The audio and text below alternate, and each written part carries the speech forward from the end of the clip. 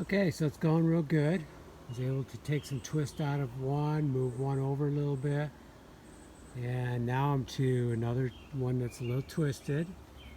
And then for some reason we drop down. So you're thinking, ooh, that's gonna be a problem.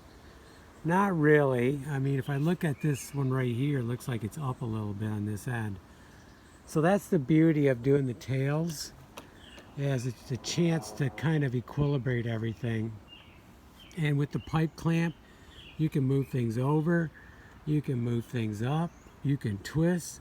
So invaluable tool for doing this. So I'm gonna take the twist out of this one, probably drill my holes, estimate where they're gonna be.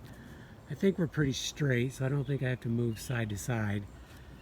So if I put this one in right here first, then give it a twist, then I can put this one in and the other three. And then this is a matter of going up. So once I get that in, I still might have to pipe clamp this to bring it up, or to bring this up and that down.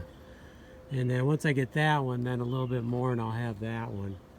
So it's one at a time, and the pipe clamp and pre-drilling and nailing, and it'll look great. I mean, you can see how they go up and down here, but that's why we're doing the, we have to do the tails to kind of bring everything together. Okay,